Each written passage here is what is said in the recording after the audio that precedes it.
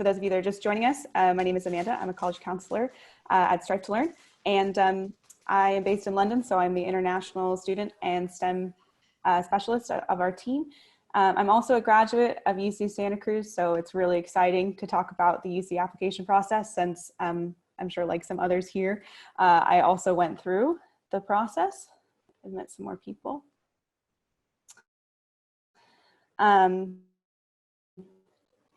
I think for starters, we'll go around and sort of introduce ourselves beyond just me. But I do want to reiterate Josephine's chat comment that any questions that you have throughout the webinar, like pop them in the chat. We'll do our best to get to them as the topic comes up. However, if you do think of some questions after our webinar is over, or if we don't get to your question, which I think we'll do our best to get to all of them, please don't hesitate to send us an email or you know, call us on our number that's listed online. So yeah, why don't we go around and introduce ourselves for anybody that's not familiar with the whole team. Like I said, my name's Amanda, but I'm the founder. Josephine, why don't you take it away and tell us where you are and all of that. Hi everyone, I'm Josephine Borman. I'm a counselor at Strive to Learn. I founded Strive to Learn, and I'm really excited to be here with my wonderful team. I'm here, means Colorado right now, so I apologize if my connection at some point is unstable. Been trying to make it work and been dealing with some technical difficulties today. I'm probably going to put up a virtual background to show where I actually was a day ago in just a few minutes here when everything starts working. But yeah, so I'm out here enjoying the fresh air and joining you all in this webinar to discuss all the new things that the UCs have shared with us in the conference this September, because there's quite a bit of new stuff. That's about it for me. I love working with my students. I see some of you guys are in here, so I'm really excited to see you all and chat with you. Hi, my name is William Jackie, and I am in Southern California. So I'm home. I'm where I live. I'm in Huntington Beach, California right now. I'm not, unfortunately, where my background shows me right now. I wish I was, but I'm also in a nice place to be, so I could be happy about that. And I'm the academic coordinator at Strive to Learn, and I'm also a college counselor and test prep tutor and English and humanities tutor, and really excited to talk about some new policies and just updates and good things for students to know who are applying to UC schools this year. Excited to have you join us. Cool, and I think just to take us away with our first topic, I think Josephine is going to start us off with the new additions to the UC app that are different than years past. So take it away. All right, my virtual background just loaded, but I'm going to put it up in a little bit because we're going to focus first on what we're actually talking about. All right, so let's talk a little bit about what I think might be most on everyone's mind. It's not the fun topic, so we are not starting off with the fun stuff. We're starting off with the boring but very important stuff, which is talking about SAT scores, ACT scores, and grading policies and how your grades are going to be viewed. I know a lot of students are worried about their UC application and how it'll be affected by all the changes that COVID has wrought. So here's a little kind of in a nutshell what we learned at the conference about this. So I'm going to talk first a bit about the SAT and ACT scores. So initially in May 2020, the UC Board of Regents unanimously voted to go test optional for 2021 and 2022 applicants, and then test blind thereafter. Now, that was because they have decided, and a lot of research has shown that the tests are unacceptably biased because of race, income, and parent education level. So that was the background behind their decision. Now, because of all of the testing center closures due to COVID, we've had a lot of issues that a lot of students, especially with disabilities, had trouble accessing testing centers. So the UCs were actually sued by several high school students as well as nonprofits because applicants with disabilities had pretty much close to limited to no access to any testing sites or legally required accommodations. So, you know, even more than the challenge of the student who doesn't have a disability, who was also struggling to even get the test in, these students with accommodations weren't able to test at all, nor find a testing location that would be open. So what happened was that in September, a court ruling was issued that basically changed the whole conference and what we were attending, and it was issued the very first day of the conference that we were attending.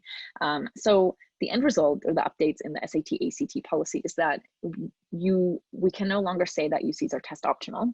Instead, they are much closer to test blind. That is for the incoming 21 year class. So anyone applying this fall or thereafter, this will apply to. So they are no longer accepting or looking at SAT or ACT scores for admissions. Okay, I'm going to repeat that. They're not going to factor your SAT or ACT score in for admissions at all. And what that means is that even if you put it into the app, because there is a spot in the app, as you probably know if you've already started it, they will in no way take it into account when they're looking at whether you're getting in or not getting in. And they will also not be allowed to take it into account when it comes to scholarship consideration, which is a huge difference from their test optional policy before.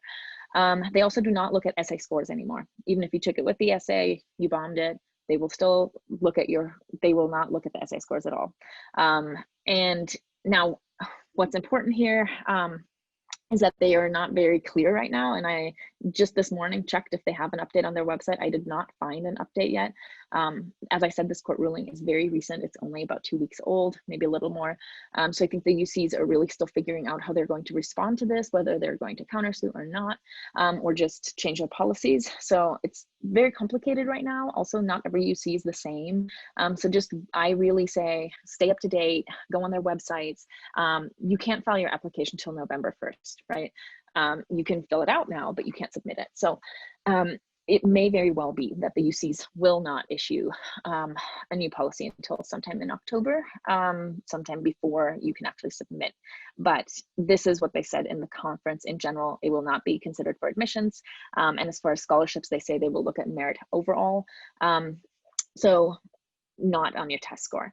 Now, one thing that they will use your test score for potentially, and it depends on the campus again, is placement into, for example, math or anything like that, or to fulfill any of your A through G requirements that you might be missing, which is why they're avoiding using the word test blind. So although they're not using it for admissions, it could help you to just get into the class you want to get into. That's that in a nutshell. Like I said, this is really, really new, hot off the press, and even the UCs really did not have any clear guidelines yet, nor do they, mostly at least not on their main web page. So really look at each campus that you're applying to and check what their condition is, because not every UC is going to handle this court ruling in the same way. I'm already out of time, so I'm going to say the next part really, really fast. We're also talking about grading policies for 2021 applicants, right? Or 2022. We have pass-fail grades now on the transcripts. How is that handled? How do the UCs look at that? Well, something that's really great is, first of all, they temporarily suspended the letter grade requirement for A through G courses completed in winter, spring, or summer of 2020, which just means that if you passed a pass-fail class, then they will say, great, you have that A through G requirement met, check. We don't need a grade for it. Just a pass grade is fine. So that's really good. Also, the pass grades are not included in the GPA calculation, which can be a good or a bad thing, depending on what your GPA was. So basically, you calculate your GPA without just disregarding your pass-fail grades. And that's the GPA they're going to look at. What they will look at, though, although they don't give additional points for honors AP or IB pass grades, because again, those don't factor into the GPA, they will still consider the rigor. So it's still really great to take your APs, your honors, whatever makes sense for you to foster your curiosity and to upgrade your rigor, because they will still consider that rigor in your coursework, and they'll see, oh wow, you have 5 passes and 4 of those were APs, or 1 of that was an honors class, or whatever it might be. That will still really help your application. So although the pass credit gets counted into A through G requirements, they will not get counted into GPA calculation, which for most students is probably a good thing. Okay, any questions? And I kind of raced through this.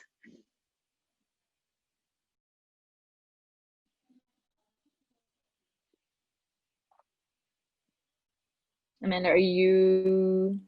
Yep. Oh, here we Checking go. it? We have a Okay. Oh. question. Yeah, just was waiting for people to type out their responses. So we have a question. Is there any penalty for not taking the SAT at all? That's a great question. A lot of students were not able to take the SAT or the ACT. There's absolutely no penalty, since they will not even consider them the scores, even if you put them into your application. They will not look at them for admissions, which means that there's absolutely no penalty for not ever having taken a test. So if you took it and did well, it will not count. If you never took it, it also will not count. No difference between those two students. They will be viewed the exact same on the basis of their transcript. So the SAT subject tests, great questions. There's a new question here. Is that the same for SAT subject tests? The SAT subject tests are not necessary to apply, but they are recommended for some majors, especially in the STEM fields, which Amanda's going to talk about a little more later. So when an SAT subject test is recommended, this almost test blind policy does not factor in. They will look at your scores. So they will not look at your SAT 1, so at the SAT reasoning test, the regular one, or the ACT, but they will look at the SAT subject tests. I recommend taking an SAT subject test if you do really well on a subject. If you're going in for engineering, take the physics test, take the math level 2 test if you can. Again, it will not be counted against you if you can't take it, because it is recommended, not required. And only for very few majors is it even recommended. What will they factor in instead if you couldn't take those SAT subject tests for one of those very competitive STEM majors? They will look at everything else on your application. And this is the same for, disregarding the SAT, ACT test in general. They will look at the coursework you've done. They will look at the rigor of your coursework, your grades, your GPA, how many classes you've passed. They will look at your activities record. They will look at the personal insight questions, your opportunity for your essays. And they will look at anything else that really speaks to who you are as a student. I hope that answered the question.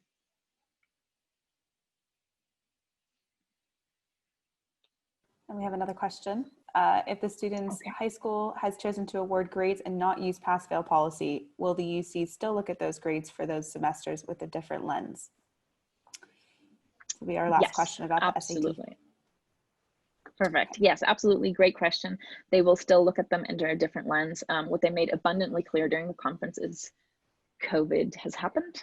It's still here. It was here. It is here. It's going to be here. We are all experiencing this together. I mean, in the conference, it was a virtual conference, of course. Usually we're all together in a giant hotel with a lot of different rooms. This time it was virtual and it was spread out over 2 weeks. So of course, every single person working at a UC also has a personal life, also has experienced the effects of COVID. They have kids who might be in college. They might have young kids who they have to help homeschool, right? So every single person reading your application will understand and read your application through the lens of COVID and understand that you have been affected by virtual learning and that your grades, if your school did choose to continue grading you instead of doing pass-fail, reflect your ability to perform in a very different classroom environment than usual. So if you had A's in math the whole time and suddenly you pull a B in math or a C, you can address that in one of the comment sections that William's going to talk about later. So how to look at the grades for those semesters under a different lens, you can mitigate that in the additional comments. So we'll get to that in a little while. Okay, great. Thank you so much for all your questions. If you have any more, feel free to send us an email and we'll try to address it after our conference today. So next, William's going to talk about those additional comment sections that Josephine was mentioning. Take it away. Yeah, thank you. So something I actually wanted to mention just really quickly in response to the last topic that kind of leads into what I want to talk about, and also what Amanda's going to be talking about in a few minutes, is because due to this new testing policy, because tests are not even being considered, it opens up an opportunity for every other aspect of your application to have more weight. And I think one positive of that is it creates this opportunity for students to really shine in their essays, in their PIQ responses, and also in their additional comment sections. And that's actually what I want to talk about, is the 2 additional comment sections that come on the UC application. And I want to approach it from a strategy point of view. how to best use those two additional comment sections, what is different about them, what should go in each one. So first off, you have a shorter additional comment section that's on the academic history tab. That one allows 550 characters, which is not very long. 550 characters, I always estimate it as somewhere around, like, let's say the average word is like 8 to 10 characters. So that's something like 50 to 60 words, maybe, let's say. So it's pretty brief. Now, what to put in the academic history additional information section. So this is where students can address any changes to their curriculum, to available courses, to the grading scale, as we were just discussing.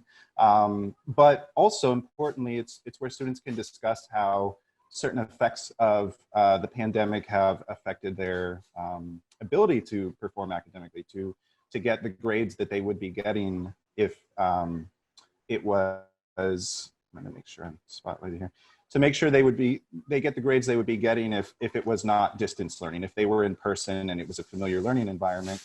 Because students have had this adjustment, it's been pretty common for grades to drop. It's just an entirely different way to try to do school and to learn.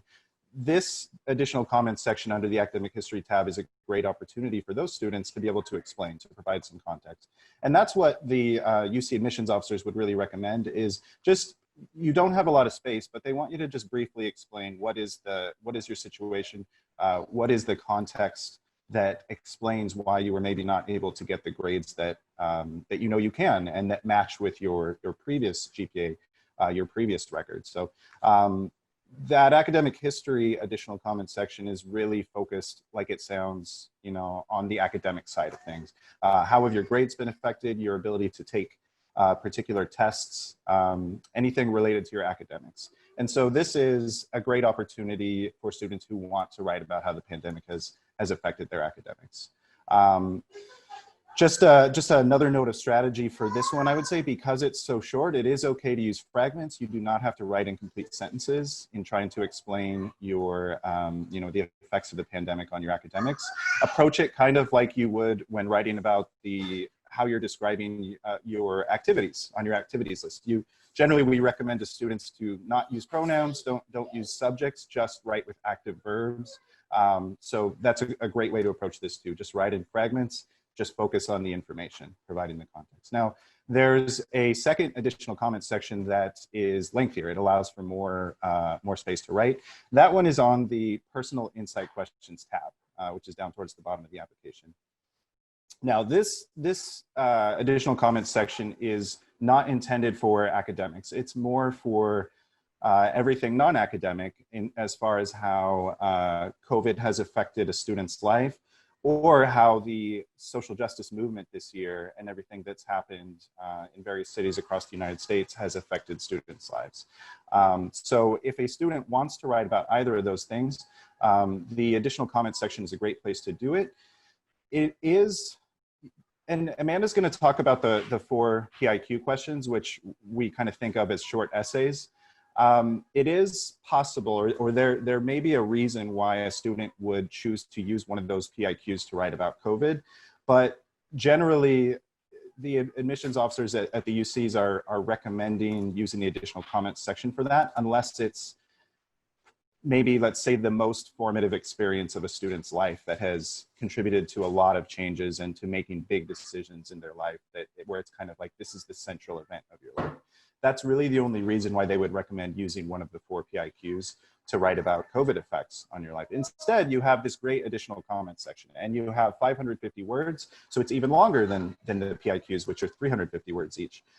So advice for using this section, if you're going to write about how the pandemic has affected your life, maybe write about how it's affected your family situation, your family income. If you have had a job personally and were not able to work because of the pandemic, if you were working for a job and you were deemed an essential worker and you found yourself at risk, that's definitely something you can write about as well. So any of those factors that are not specifically related to academics in regards to the pandemic, and also with the social justice movement, if a student has really discovered new things about themselves or about the world, and that's led to changes in either their choice of major, or their decision to even apply to the UCs. Those are big things that were mentioned as, really things to focus on. Also, if there have been any positive developments in your life other than that, like starting a new positive habit, volunteering, helping the community, helping with your family at home. Those are all great things to write about in that second, longer additional comments section. And one last thing I would say, actually a couple more things. One is students will not be penalized for not writing about COVID or the social justice movement. So that's important. If you do not feel like you have something significant to share and how your life has been affected, don't do it. Don't force it, in other words. Only really write about it if it's natural and if your life has really significantly been affected by those two things.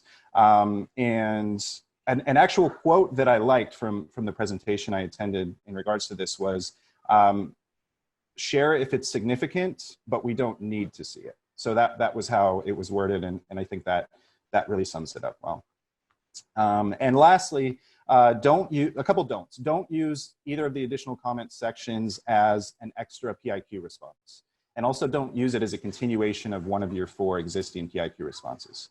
Don't do that. And lastly, don't use that section to link to a portfolio or a resume or a social media account or a website or any of your creative work. And don't use it to write a poem, they said. So don't use it for new creative work either. It's just about content. It's just about sharing context for your application. Does anyone have any questions in regards to how to use those additional comment sections on the UC app? I have one additional thing that I remember from that presentation, which was also, I thought this was pretty interesting because we do have students who ask us this. Don't put in any links to your work. We will not click on your links. Just like William said, also don't put in any poetry or creative work. But yeah, don't add any links to your website or your Instagram or anything like that. Even if you have great things to share, don't do it. They're not going to click on it. They don't want to see it. Because everything that they want to see, they have spots for in the application. So I just thought that was pretty funny when they were talking about that. There's actually, I'm sorry, there's one more thing. I'm going to hog the space a little longer. There's one more thing I wanted to mention that I think is important that I forgot to get to, which is if you are going to write about COVID-19 or the social justice movement, do not share news headlines. Write about your personal experience. So don't fill them in on the details. They know the same things that everyone else knows who's been paying attention to the news. So yeah, just focus on how you've personally been affected.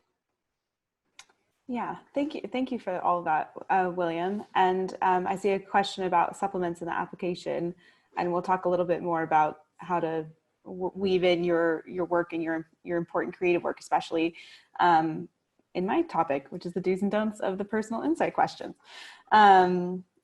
So yeah, so William, did you have any? Sorry, do you mind if I jump in real quick about the supplements? Oh yeah, sure. So as far as the supplements go, if they want creative work, then that's major specific, and that major will usually have a secondary application.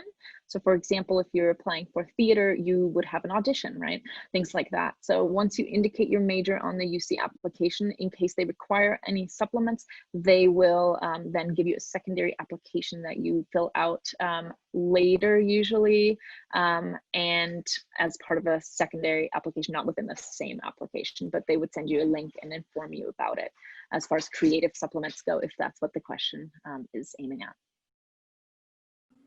Cool, thanks. So let's talk about the personal insight questions. So I know we've kind of alluded to it a few times, but I'm going to send a link to the University of California website where they have the questions, just so that you guys can reference it if you're curious. The personal insight questions are a student's opportunity to show the admissions representatives that are reading their work who they are outside of just what's on their resume and just what their grades show.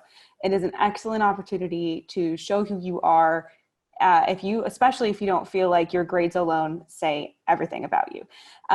So a few things to always keep in mind is definitely use the personal insight questions to add value and show people what they can't see otherwise.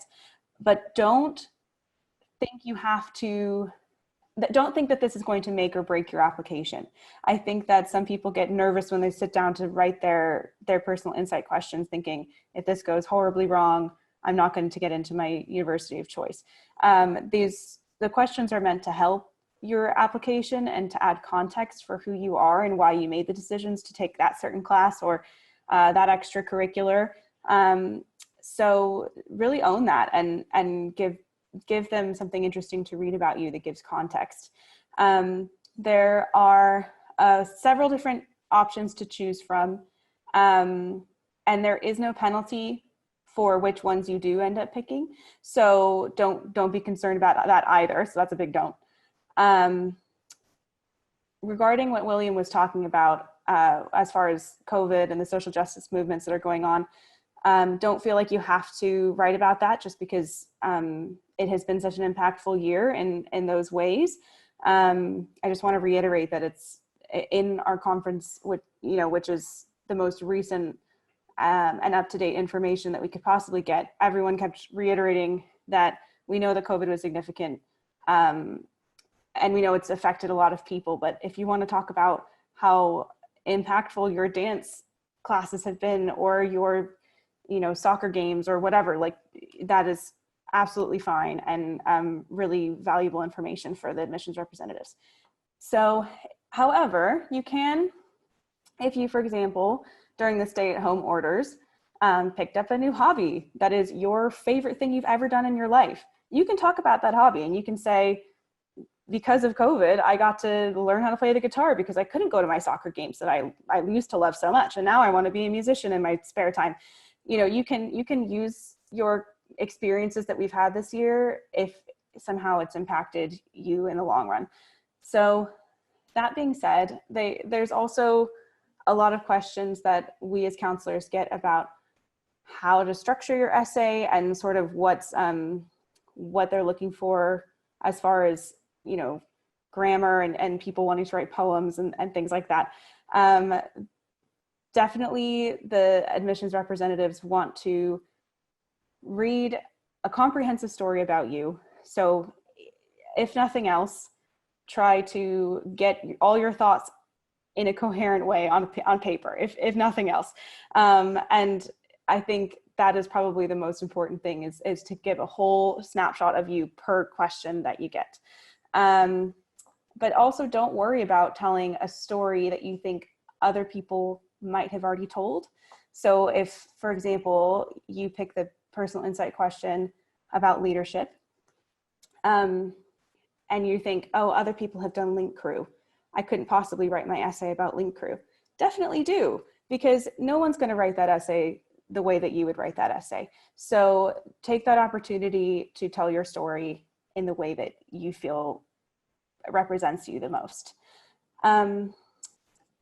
So that's just the quick do's and don'ts. I could probably talk about this for days. If there's any questions, feel free to shoot them our way. We're all essay coaches and we absolutely love this part of the application process. So please let us know.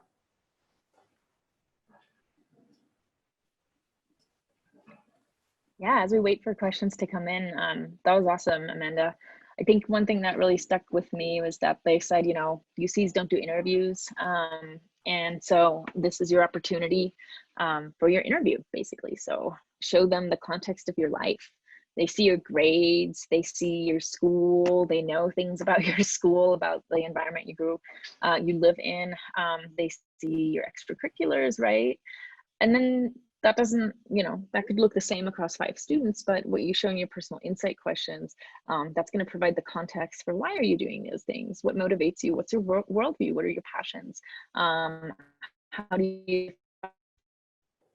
see chat, since you're the one in charge of this, why don't I read it for you?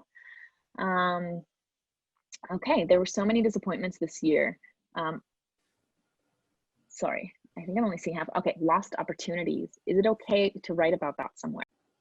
Absolutely. There is a couple of questions that might be a good fit for a conversation about lost opportunities. But I think the most important thing that admissions representatives will say over and over again is they want to see how you grew and you learned from it. It's not it's a little bit of a missed opportunity if all you say is like, oh, I had a really hard year, it was sad. And you didn't say, and I learned all of these things, and I tried, and I maybe failed again, and I tried and failed again. They want to see how you dealt with that more than just what happened. They want to know why it matters and why that will make you a better student and a better person in the long run. So absolutely okay to talk about lost opportunities, but make sure you also develop that and go forward with it. What would you guys say as well? Any other thoughts on that? Yeah, specifically there's one question, and yeah, like Amanda said, there's more than one that would fit for this, but there's a question where it asks you to share an academic opportunity or an academic barrier that you faced. And I think that would be a good fit. You could approach it either as an opportunity or a barrier. You know, some students that I've talked to have actually had positive experiences from distance learning, and it just works well for them. And, you know, that matches up with what we know about education, which is everyone learns differently. You know, as much as aspects of distance learning have taken a lot of flack in recent months, it has worked for some students, and there are some teachers who are good at it. And I think if students have experienced a positive from it, they can write for that prompt. For the students who have experienced it more as a barrier and it has affected their academic achievement, I think that's a good question. Really want to echo what Amanda was saying though about don't focus on the negative. Make sure to make it personal and focus on what you as a student have done because of that challenge, and just, yeah, what you've learned, what your insights are from that experience. You know, how has that shaped you? Yeah, and it's a great opportunity as well to reflect on some of those negative experiences and maybe even for the first time look at them in a positive way and think, oh, actually these good things came out of it. So that's one of the best things about these essays, is that it's an opportunity for you to look in and think, what can I learn from my experiences? Yeah, that's the word, insight, right? PIQs, personal insight questions. So I guess what I have to add to that is that if you don't have that much personal insight from the missed opportunity, then you may want to use one of the additional comment sections that William talked about earlier today. Because if you don't feel like it has really changed your worldview, or you don't have a positive outlook on, you know, not being able to attend the Junior Olympics for X, Y, and Z reason, then you can just mention that there. And then I'm also about to talk about some missed opportunities and how to address those in the activities section, in case this is not an educational thing. But I do see we have another question. I'll read that to you, Amanda. 350 words don't seem sufficient for personal insight questions for giving a holistic view of the student. Is it okay to only give one example per PIQ? Yes, it is a very short amount of space to pack a whole lifetime of experiences and get a snapshot of the student. I would say that, you know, giving an example per PIQ is okay. And I would highly recommend as well to vary it up. So try not to write 2 PIQs about the same thing unless you can add different perspectives into those experiences that you're writing about. So like, for example, if you have if your essays are about leadership and you find that to be your most exciting thing that you've done in high school, as long as you can twist that in a couple of different ways so that the admissions readers can get a sense of who you are more than just one-dimensionally, then you can kind of, yeah, you can focus on one thing at a time. Just try to diversify, I guess is the word, in each different question. Yeah. Anything I have to add? had, yeah, my personal experience with, they're a little provoked that they have to write 4, but they have to choose 4 out of 8. So I do, for me too, I agree with you as a parent that it seems like, wow, there's only 4 topics. But my students are usually like, wow, I have to write about 4 different things. And although 350 words is not that much, you can say a lot in 350 words. And that's why the UCs really want you to focus on, you know, what came out of it? What did you do about it? What did you learn from it? Not just what happened. So don't only focus on what happened. Yes, you can describe a challenge or what happened, you know, quickly, but really focus on what you did. What are the steps you took? Focus on active verbs, and then focus on what you learned from it. Those are the 3 really big pillars of a personal insight question. And if you do that 4 different times on 4 different topics, you've actually shown a lot about yourself and your worldview and different facets of what matter to you. You can cover a lot, absolutely. Many conversations. Okay, great. So next, I think we're going to have Josephine talk about the activities list, which is another way for you to show who you are. So, yeah. Okay, yeah, so there is an awards and activities section on the UC application. It's quite extensive. You have space to put in 20 total activities. Now, don't worry, you do not have to fill it.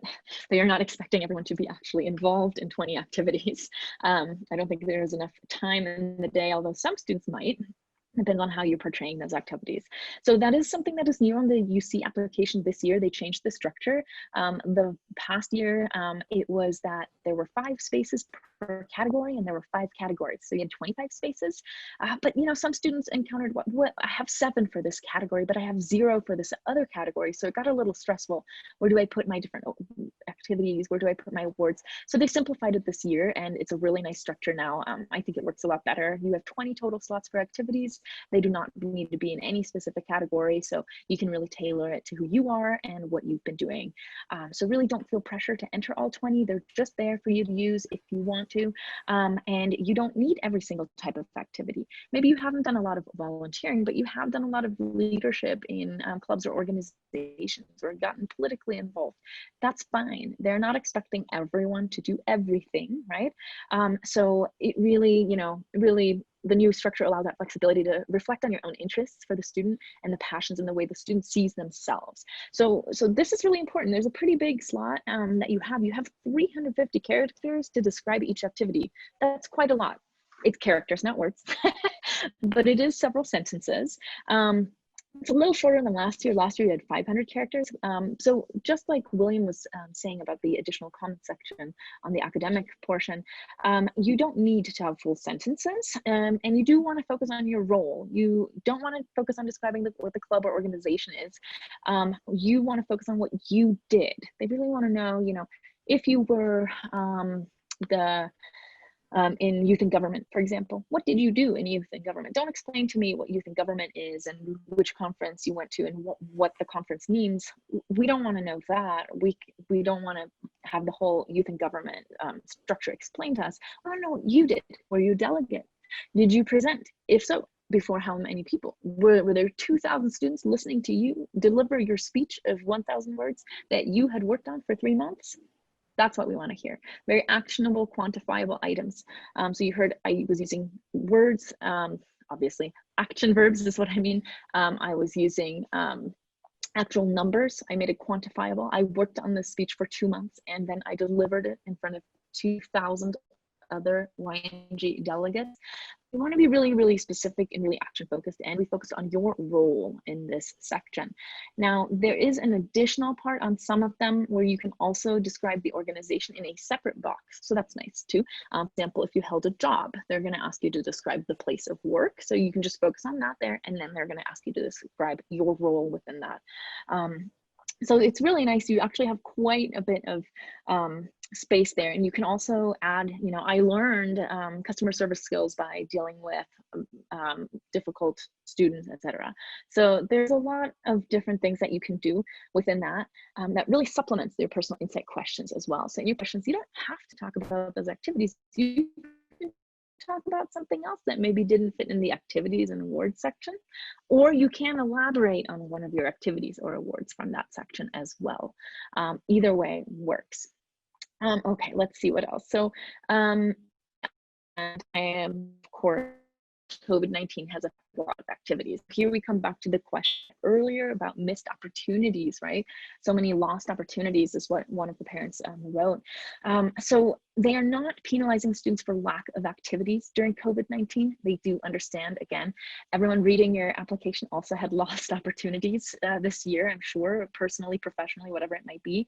And so what they really want you to focus on is that, like, for example, if you were not able to continue an activity, say that, you know, you have some space. You can say, oh, I did this in freshman, sophomore, and junior year, but, or freshman and sophomore year, but I wasn't able to continue it in junior year because COVID, you know, deleted it off my schedule. You can address that there and say, actually, this was the plan, but it didn't happen. So this is a space where you can address that. You know, if you were able to continue the activity, describe how it has changed. You know, maybe your theater club put on a virtual Zoom play instead. Describe that. Have them experience that with you. So describe how it changed. That's something they mentioned. And then if you did have an activity that was planned, but it was canceled, one of your lost opportunities, they said, don't put it into the activities and awards. You know, if it was a one-time thing that was going to happen but didn't happen, then don't put it in there. Instead, write it in the additional comments sections that William discussed earlier.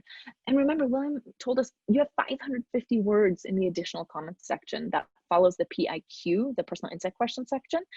Use those and say, hey, here are some things that I was scheduled to do that I was very excited for, but wasn't able to do. And then just do a bullet point list of your missed opportunities. That way you know that they know, and you don't, you know, use one of your personal insight questions on something you never did. Instead, you can talk about something you did do, or something you do believe in or have passion for, or something that has changed, or, you know, something like that. So some tips and best practices real quick for the activities and awards section. Number one, demonstrate consistency and commitment, right? So especially for some of our younger participants today, if you are currently a junior or a sophomore or freshman, this is really important. If you're a senior, it's also important in how to write and show your activities on this section. You know, if it started well before high school, you can't indicate that on the app. You would just indicate it started freshman year, but put that in the comments section on each activity. Hey, I've actually been doing this since I was 7 years old. I've been horseback riding for a long time. And then also they want to see, did you demonstrate growth over time? So if you were involved in the same activity for 4 years, maybe at first you were a member, maybe then you were secretary, and maybe at the end you're president. So that has really shown growth and depth of involvement. So that's number one, demonstrating consistency and commitment. Number two, did you demonstrate leadership? So really mention any official titles, or also mention non-traditional roles. Have you taken on leadership in your family by helping your siblings with their distance learning during the COVID-19 crisis? Write that, make that an activity. You can put that in there. It does not have to be a school-led activity or an official activity that you put into this section. Have you been helping taking care of your grandmother who maybe moved in with you guys because of COVID? And have you been helping her pass the days because she hasn't been able to see her friends, right? That's a really important non-traditional leadership role as well. Put that in there. So the other thing is something that Amanda mentioned earlier. Did you show initiative in starting an activity? Did you maybe, gather donations to help a nonprofit? Did you start your own little online shop or business? Did you rally the neighborhood to get together and watch a movie outdoors on the street? Whatever it is, those things are allowed to be put into the activities section. Last thing, quantify and measure. I mentioned this earlier, I just want to mention it again. Account for the total time you were involved, for the scope. Was it in school? Was it national? Was it international? Was it at home? And for the impact. What is the quantifiable outcome of this activity? Don't just say, oh, I helped raise funds for a good cause. Instead, tell me, I raised $2,083 to donate to X, Y, and Z nonprofit to end mass incarceration. Okay, so be very specific in what you did. Look for numbers, look for action verbs, and also make sure to rack your brain. Maybe talk to your parents, talk to your friends. What else did I do? Even if I wasn't able to do my traditional ones, because non-traditional activities are absolutely allowed on there. All right, thank you. Awesome. Thanks, Josephine. I'm sorry, I have to race so quickly. I know there's so much to cover.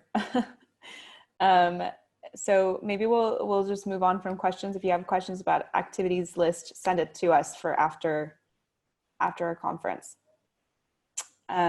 because we've got a couple other things to get to. So the next topic we're going to talk about is in your application, I say me, in your application applying undeclared and the difference between the Bachelor of Arts and the Bachelor of Sciences at the UCs. I'm not going to go into semantics. I think we all kind of know the general vagaries of it. But I want to first say, if you are applying to the UCs undeclared, that is absolutely okay. And it does not affect, in most cases, admissions to any particular campus. So that was definitely highlighted to us at our conference this week or last week. The beauty of the UCs is that there are so many general education requirements that you have time to sample a few things and sort of try it out. However, I would caution any of future STEM majors, so anyone interested in science, technology, engineering, or math, to not wait too long to decide that's what you want to do. And by not too long, I mean like pretty much as soon as you get there, because you'll just fall behind in the rhythm of things and then end up maybe staying longer than you had anticipated. Unfortunately, sometimes that still does happen, even if you know that you're going to be a chemical engineer at UCLA. Sometimes you'll miss the registration and miss the classes. That's like super small amount of people, but that's happened. And you might fall behind and have to do one more like quarter or even up to a year if you've decided a year in that you wanted to do that. But for most majors, going in undeclared is absolutely all right, because the majority of your major will be done in your second 2 years, and your first 2 years will be dedicated to general education requirements, and any classes that you take that you actually decide, I'm not going to pursue this, can be counted towards electives in a lot of cases. So it does give you some wiggle room, especially in the Bachelor of Arts. And you'd actually be surprised at what would be considered a Bachelor of Arts at the different UCs. There are some very heavily scientific Bachelor of Arts as well. So definitely do your research if you're interested in doing something that's scientific, but maybe not engineering. There are options to look into, and it varies per campus as well. So you might be interested in generally psychology, but every campus offers different specializations and different coursework and different research opportunities. So don't rule one campus out over another just because you've heard that Berkeley has like the best sports or whatever. Each campus has a really wide range of really interesting courses to take, and that actually could be the make or break of your decision. So that being said, let's talk about as well importance of your major choice to your career. So I think some people think that they have to be an engineer because that's the only major choice that you're guaranteed a job after you graduate. So just want to bust that myth really quickly. I loved these numbers that we saw during our conference, that 62% of the workforce that was polled in a UC poll just requires a college degree and does not specify what college degree specifically. 27.3% of the workforce requires a degree in your field, mostly STEM, to be fair, so like doctors, nurses, etc. But those are pretty stark numbers. So 62% of jobs. So if you're concerned that, I would love to be a computer scientist one day, but I don't have the math to get in, I just want to put that fear to rest, that there are jobs out there for you. Looks like we do have a question. If someone took a community college summer course but didn't do well on it due to illness, and if the school doesn't include their transcript, do we have to mention about it? That is a really good question. I would imagine that sounds like a very specific case, but I would imagine you would. It doesn't include it in your transcript. What do you guys think? So if it was at a community college, then you wouldn't need a college transcript. Which they do say, if you've ever attended a college and done any class anywhere, you're required to send them the transcript. So the way I would interpret it is that you do need to send it, but remember you do have the 2 additional comment sections. I would explain it. You said didn't do well on it due to illness, and I would just explain, hey, this is what happened, and then I didn't know I could withdraw or drop because I've never attended a college before, and therefore I received a D or an F. This is not at all reflective of my academic capabilities as I was dealing with X, Y, and Z illness. Again, I would focus on quantifiable effects of the illness. I would say, if it was migraines, for example, it prohibited me from being in front of a computer screen while the course was held entirely online. And therefore I missed 2 to 3 days per week of class and was not able to catch up. So I would just be very specific and explain the circumstances. Now, you can call the UC admissions office and ask this question. They're there to help you. You can ask them, hey, it's not on my high school transcript. This is what happened. Do I need to include it? I think they'll probably say, yes, do it, and just explain it. But that's what I would recommend. If you're not sure, just call the UC admissions office and ask them. The additional comments section does a world of good. Especially if you have a fear of, I got a C in this class, I'm never going to get in. If you have a really great reason for why you did, or maybe you even got an F and then you went to summer school and you made it up, that can really be the make or break situation there. And it a lot of times doesn't break an already really great application. So if everything else is really great, and then there's that one exception, the additional comments is your best bet. Okay, so the last 10 minutes, if we don't have any more, we have one more question. I'm not sure how this works, but on the UC application, can you indicate your first choice UC? My son really wants to go to Berkeley for computer science, but will apply to other UCs. So I don't believe there's a ranking. So it I wouldn't say that there was a way to shift the weight of the decision on the admissions representative, since it's all sort of independently considered. So I've actually even know of a student that got into UCLA and got waitlisted at Berkeley, and it was just independent decisions, equally amazing, application, absolutely no reason other than just admissions intake. And they look at your application holistically, and they look at their campus as well holistically, and they try to do their very best to think, okay, is this student going to be a really good fit here? Are they going to thrive here? Are they going to be great? So yeah, that I would say probably not.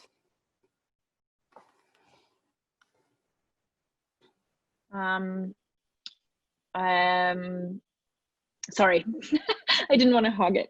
I think you said that really well, Amanda. It's independently considered. There's no ranking. The UCs don't talk to each other about whether you got in or didn't, and whether you got in at Berkeley is not going to affect whether or not you get in at UCLA. They do not discuss any students with each other. So yes, you are submitting the same application, but it goes to different places, and they do not communicate with each other. So it's really important to know that your admissions chances will not be affected at all, by which ones you apply to. Yeah. Okay. So we have one more question about UCs recommended for a pre-med student. I would say, depending on what types of experiences you want to have, there are ways into medical school at any of the UCs, and they all have phenomenal research and specifically biology departments that could easily be viable candidates for any medical school. And it depends on a lot of factors, like your entrance exams, etc. afterwards. Although some schools do have teaching colleges or teaching hospitals, so that you can get experience with volunteer work or internships. That's also accessible to other students that are not students at that UC. However, during the summer, you can just get in touch with the teaching hospitals if you want, work experience there, because oftentimes it is not 120% related to your coursework. So That's my short answer. They're all great. Okay, cool. So do you want to take a few minutes, William, to get to our last topic about large lecture hall courses, which I'm sure we've all experienced or heard about at one point? Yeah, absolutely. And just one really quick add-on, 100% behind Amanda's response that they all have great pathways for pre-med. But if I can offer one really quick recommendation, I would say look into UC Irvine. I think that's a really great place to look. A lot of options for pre-med research and hands-on experience. And Riverside. They have they have a really great med school, and there's a direct entry program, I believe, where you can skip the MCATs if you did your undergrad at Riverside. So check that out too. And look at, like Amanda said, where the research is. Like if you want to work with prenatal, check out who has that, right? So really take a look at whom do you want to work with? What kind of research labs do you want to be in? Instead of only looking at do they have a pre-med track or not? See where can you get the experience with the population that you want to end up working with. Phenomenal advice, thank you. Okay, so let me make sure I'm on the video here. So I just kind of want to briefly mention a few tips for how to maximize experience in the large lecture hall style classes that students might have while at UCs, and also for students who are considering UCs but not sure if they're okay with some larger class sizes. So from one of the student panels, there was a student from UCLA, one from UC Irvine, and one from UC Riverside that shared their experiences. And they gave a few ways to maximize those classes if you are in large lecture hall style classes. Quickly, one thing that was mentioned first was basically these are going to be GE classes, first 2 years. Once you get into your major courses, there'll be smaller classes where you have more direct access to professors. Now, if you are in those larger lecture hall style classes, one positive aspect of them is they do break into discussion sections of 20 to 30 students that are led by grad student teaching assistants. So you do have the opportunity to still have discussions, to speak more directly with someone who is more of an expert or becoming an expert in that field. So in some ways that does simulate smaller discussion-based class sizes, despite them being, having, maybe hundreds of students overall. Another aspect would be really take advantage of the office hours, not only if you are struggling in the class. That's something that I found to be really valuable advice. Don't think of it as like only if you need help, like if you need tutoring to use office hours. No. Instead, use it as an opportunity to get to know the professors one-on-one. It will make the lecture feel more personal if you already have met the professor and talked and had a one-on-one conversation. Additionally, when your professors are grading essays or tests, they'll remember your name. They'll be able to put a face to it. They can give you more personalized feedback.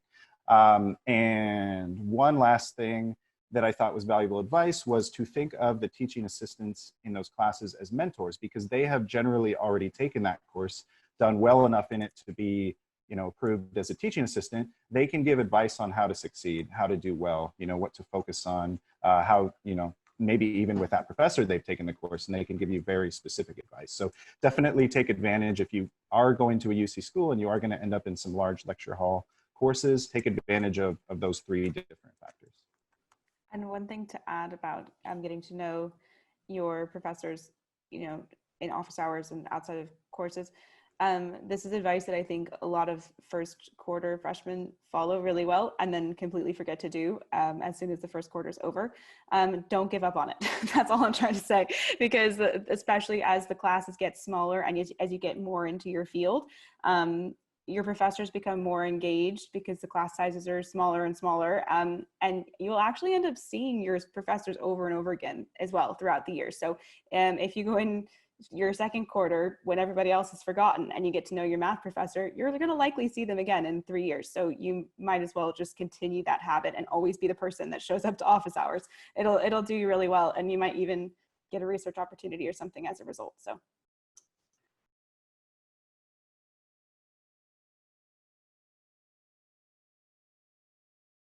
Okay, so I think that is that. Oh, Sleeper UC for computer science. I know that I went there, so that it's a little bit of a plug, but UC Santa Cruz, I cannot say it enough. It's literally 30 minutes from Silicon Valley. I know a lot of people that studied all sorts of STEM and then ended up at a startup doing really well and then get acquired, ended up at Google. Just people don't think about it because it's usually environmental or ecological sciences that people go there for. But yeah, it's a great opportunity. Yeah, and then I think it depends on what you want to do in computer science. The different UCs have different focuses in different ones. So one of the ones, for example, UCI has a really great game development program. So if you're into the computer game world and want to look at that, the UCI would be great. And then if you're more into the business side of computer science and would like to work at one of these tech companies, but more in a management position, but also need all the computer science actual tech knowledge, there is another program. I'm blanking right now. Oh yeah, it's at UC Berkeley. It's called Management, Entrepreneurship, and Technology. And so, really looking into all of these different programs. Yeah, those are the two that kind of stand out to me. Santa Cruz, like you said, has the network and digital technologies major. And they've also got a business and technologies major and also computer science gaming as well, just to throw that out there.